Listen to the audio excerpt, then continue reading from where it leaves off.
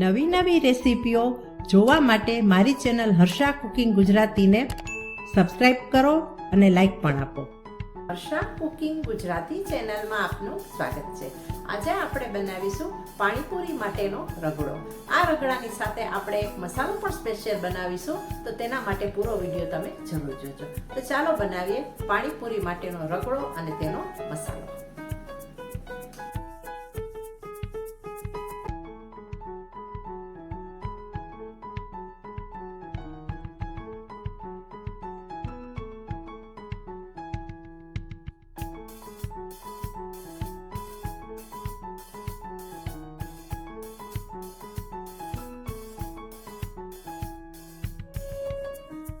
રગડા માટે આજે આપણે એક ખાસ પ્રકારનો મસાલો તૈયાર કરીશું. આ મસાલો આપણે ઘરે જ બનાવીશું અને ઘરના સામાનથી, અને માર્કેટમાં મળે તેના કરતાં અલગ રીતે જ બનાવીશું. તેના માટે આપણે સૌથી પહેલાં ઇન્ગ્રીડિયન્ટ્સ જોઈ લઈએ. અહીં મેં 1 ચમચી સંચળ, સ્વાદ પ્રમાણે મીઠું લીધું છે, 5 લાલ આખા મરચાં, 1 ચમચી કાળા મરી, 1 ચમચી જીરું, 1 ચમચી વરિયાળી અને 2 ચમચી ધાણા લીધા છે. સૌથી પહેલાં આ બધા જ મસાલાને અને વસ્તુઓને આપણે શેકી લઈએ. રગડામાં નાખવા માટેનો મસાલો બનાવવા માટેના ઇન્ગ્રીડિયન્ટ્સને આપણે તપેલામાં લઈ લીધા છે અને હવે તેને આપણે શેકી લઈએ. બધા જ ઇન્ગ્રીડિયન્ટ્સ સાથે નાખી દેવાના છે અને એકદમ ધીમા તાપે આપણે સુગંધ આવે ત્યાં સુધી શેકવાના છે.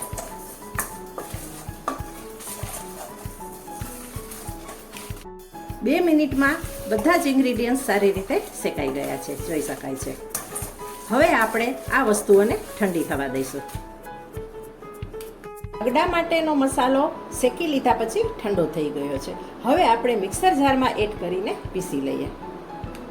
મસાલો આપણે સારી રીતે પીસી લીધો છે.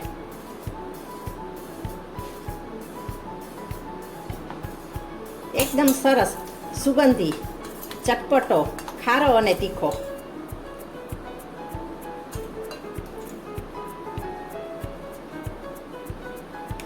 બજારમાં મળતા મસાલા કરતાં અલગ જ પ્રકારનો રગડામાં નાખવાનો મસાલો તૈયાર થઈ ગયો છે. હવે આપણે આ મસાલાને એક ડબ્બીમાં ભરી લેશું.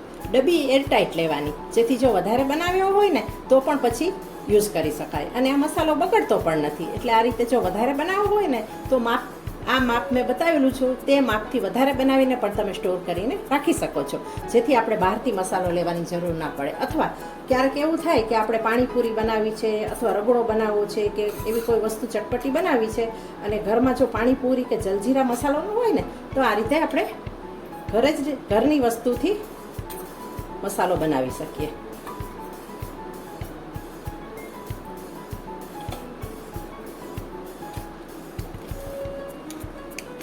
વટાણાનો રગડો બનાવવા માટે અહીં મેં 1 વાટકી સફેદ વટાણા લીધા છે. આ વટાણાને આપણે ધોઈ અને ઓવરનાઇટ પલાળી રાખીશું. પલળી જાય ત્યાર પછી આપણે તેની સાથે 3 બટેટા લઈશું અને વટાણા અને બટેટાને આપણે બાફી લઈશું. આખી રાત વટાણાને પલાળી રાખ્યા પછી કુકરમાં આપણે બાફી લીધા છે. જરૂર જેટલું જ આપણે પાણી ઉમેરીશું, એટલે વધારે પાણી થયું નથી, જોઈ શકાય છે. વટાણા ડૂબે તેનાથી થોડુંક જ વધારે પાણી આપણે એડ કરવાનું છે. આ રીતે એકદમ સરસ વટાણા આપણા બફાઈ ગયા છે.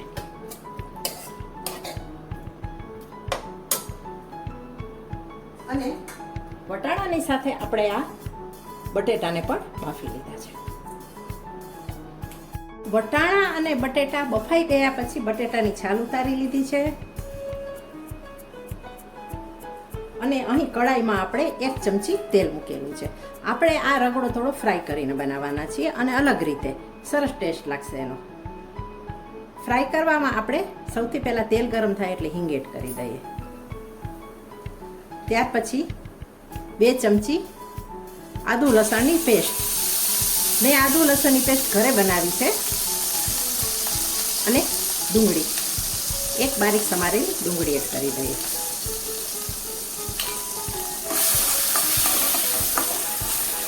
આ રીતે પૂરી સાથે ખાવાનો રગડો એટલે કે પાણીપુરી સાથેનો રગડો ચણા બટેટા કરતાં અલગ જ બનશે. સફેદ કે જે પીળા વટાણાનો આપણે રગડો બહાર ખાઈએ છીએ ને તેવો જ બનાવવાના છીએ, પણ આપણા ટેસ્ટ મુજબનો. ગેસને આપણે થોડો મીડિયમ કરીએ. હવે એડ કરીએ આપણે સ્વાદ પ્રમાણે મીઠું.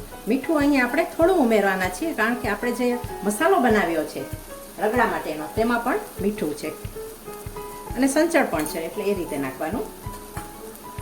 હવે એડ કરીએ આપણે 1 ટીસ્પૂન હળદર,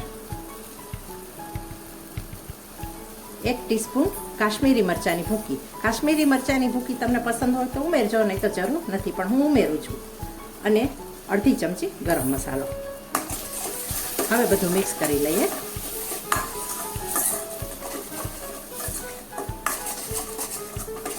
ડુંગળી સંતળાય ત્યાં સુધી મસાલા પણ આ રીતે મિક્સ થઈ જાય.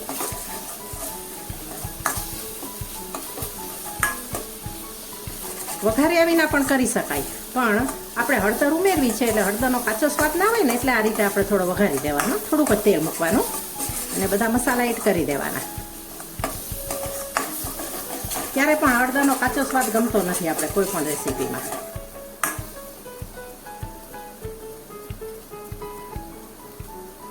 હવે એડ કરીએ આપણે બાફેલા વટાણા.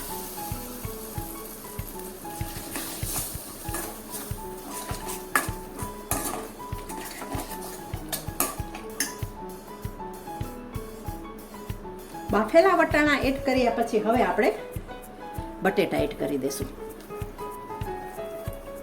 રફલી કાપીને આ રીતે છૂંદીને ઉમેરી દઈશું. ખમણવાની જરૂર નથી, આ રીતે જ.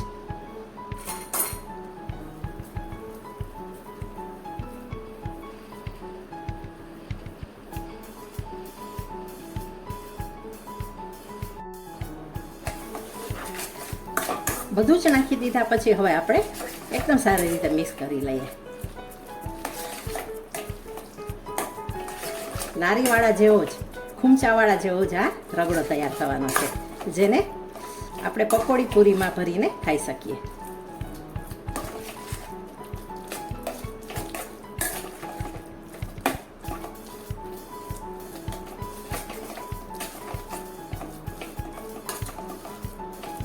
થોડું આ રીતે દબાવતા જવાનું, જેથી બટેટા થોડા હોય ને મોટા ટુકડા તો એ ભાંગી જાય. હવે એડ કરીએ આપણે થોડું પાણી. 1 વાટકી પાણી ઉમેરેલું છે. આ રગડો જ્યારે બનશે ને ત્યારે ઘટ થઈ જશે, ઠરશે ત્યારે એ થોડું પાણી ઉમેરવાનું. અને જેટલું તમારે લિક્વિડી રાખવો એ પ્રમાણે પાણી ઉમેરી શકો. તો પૂરીમાં ભરવા માટેનો હોય એટલે થોડો એ રીતે ભરવાનો કે પૂરીમાં ભરી શકાય, એકદમ ડ્રાય ન રહે એવું કરવાનો. પાણીમાં નાખ્યા પછી આ રીતે આપણે દબાવીને થોડું મિક્સ કરી લેવાનું.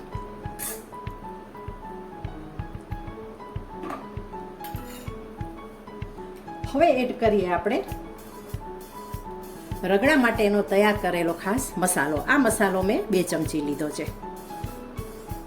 તેને પણ આપણે મિક્સ કરી દઈએ. અહીં તમારે ચાખી લેવાનો, તીખાશ વધારે જોતી હોય કે ખારાશ તો ઉમેરી શકાય.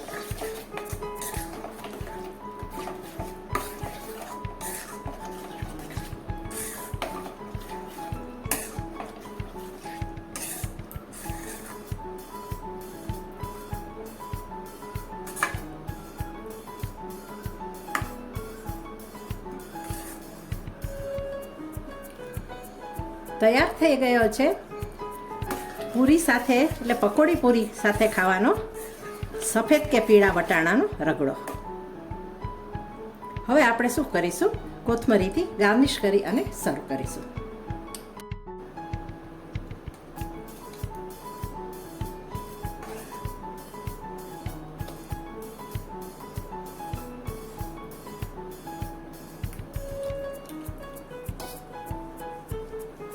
ઘારીને રગડાને એક વાસણમાં લઈ લીધા પછી હવે આપણે કોથમરીથી ગાર્નિશ કરીશું.